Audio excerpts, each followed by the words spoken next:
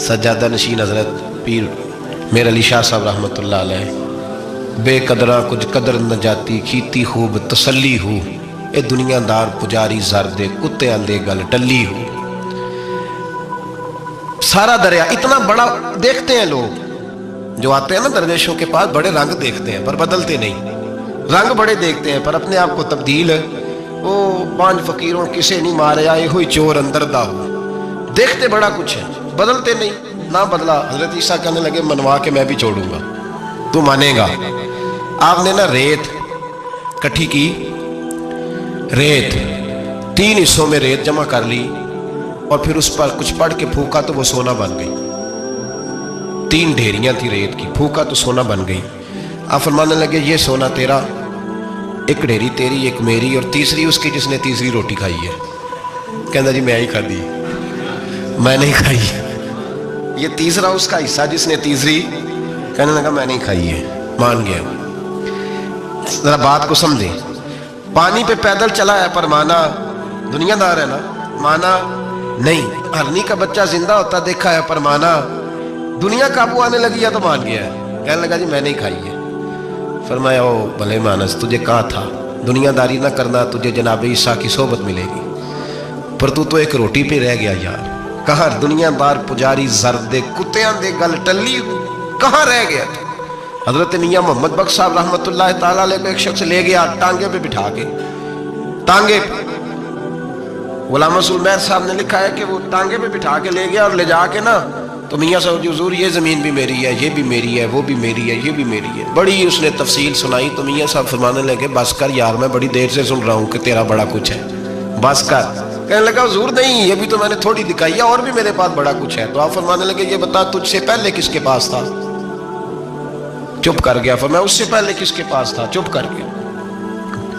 क्या खूब फरमाया, क्या दरवेशों का कहने का अंदाज है, क्या खूब रंग है और तशबीह किस तरह की आला देते हैं। दानशमंदा दा कम नाही दिल दुनिया नाल लाना, इस वोटी कई खामन कीते जो कीता सो खाना। इस वोटी कई खामन कीते जो कीता, ये दुकान मेरी है तो पहले किसकी थी, उससे पहले किसकी थी। ये गाड़ी मेरी है तो उससे पहले किसकी थी साहब, ये किसी न किसी की थी और तेरे बाद भी किसी न किसी की हो जाएगी। इस वोटी कई खामन कीते जो कीता सो। हजरत ईसा कहने लगे तूने एक पैगंबर की सोबत ज़ाया कर दी सिर्फ दुनियादारी के लिए। फरमाने लगे मैंने क्या करना है सोना, तू तीनों के तीनों डेरियां तू ही रख ले, तेरी हैं, पर तूने ज्यादती की, तूने कीमत नहीं डाली हमारी सोबत की। आप उठ के चले गए। सहरा का इलाका था, वो शख्स वहीं बैठा था, अभी समेट ही रहा था कि 2 डाकू आ गए, तलवारें पकड़ी हुई हैं। कहने लगे चल दौड़ जा, सोना मारा है, तू किधर से आ गया। मिन्नत की, कहने लगा चलो मेहरबानी करो, 3 हिस्सों में है, 2 ले लो, एक तो मुझे दे दो, एक तो दे दो। मिन्नत करने लगा, वो मान गए। कहने लगे चलो ठीक है। दोस्ती कर ली, नाम पता पूछ लिया, गुफ्तगू होने लगी। थोड़ी देर बैठे तो एक दूसरे से फ्रैंक हो गए, बेतकल्लफी शुरू हुई। तो कहने लगे भूख बड़ी लगी है, रोटी तो लाओ। एक को भेजा, डाकुओं में से एक को भेजा खाना लेने, वो खाना लेने चला गया।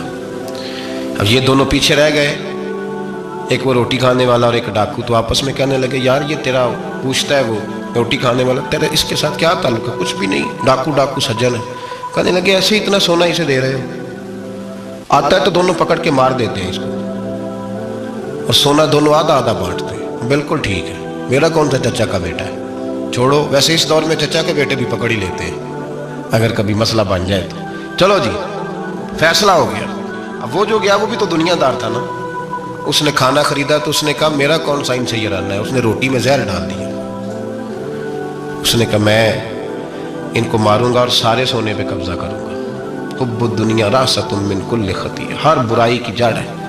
वो खाना लेके आया, अभी उसने रखा ही था, दोनों ने हमला कर दिया, पकड़ा और मार डाला। वो मर गया। अब ये मजे से बैठ के रोटी खाने लगे, सैर हो के पेट भर के रोटी खाई। चंद लम्हे गुजरे तो धड़ाम से रूह परवाज कर गई।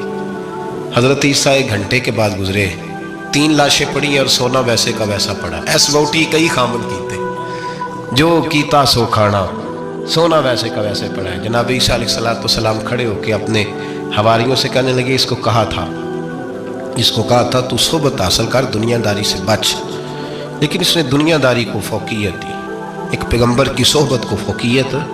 آج نقصان یہ ہوا ہے کہ خود مرا ہے اور 2 لاشیں اور بھی اس نے ساتھ کٹھی کر لی۔ دنیا داری سے بچ جائیں، اس سے بچیں، ضرورت کی حاصل کریں، ضرورت سے زیادہ نہیں۔ ضرور محنت کریں، جد و جہد، حلال روزی کمائیں اللہ کے راستے میں دینے کے لیے، غریبوں کی مدد کرنے کے لیے ضرور کریں، لیکن اس کو مشن نہ بنائیں، یہ مشن نہیں۔ اگر آپ نے صبح سے لے کے شام تک 3 گھنٹے وقت گزارا ہے تو پھر آپ کا 2 گھنٹے اگر دنیا میں گزرے تو 1 گھنٹہ دین میں گزرنا چاہیے نا، ورنہ آپ کا دن ضائع ہو گیا ہے۔ کم از کم تیسرا حصہ تو دین کو دو۔ ہمارے بزرگوں نے ضمناً دنیا داری رکھی، ضمناً کہتے تھے ہم تو اتنی روزی کماتے ہیں کہ کمر سیدھی ہو سکے۔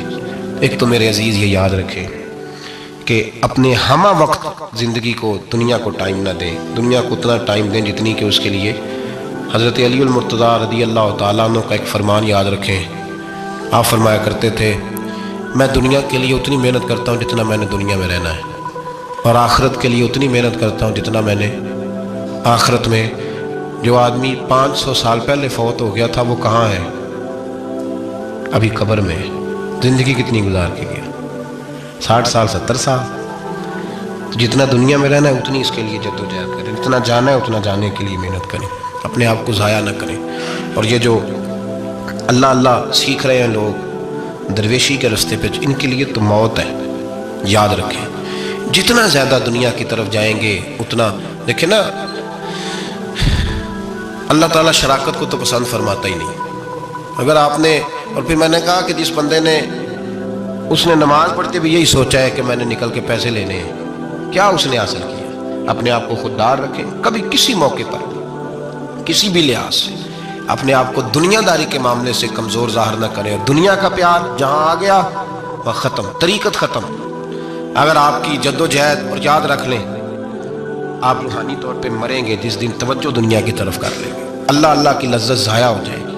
اور پھر ایک اور بات لکھ لیں، تجربے کی روشنی میں عرض کر رہا ہوں، لکھ لیں اس کو کسی جگہ،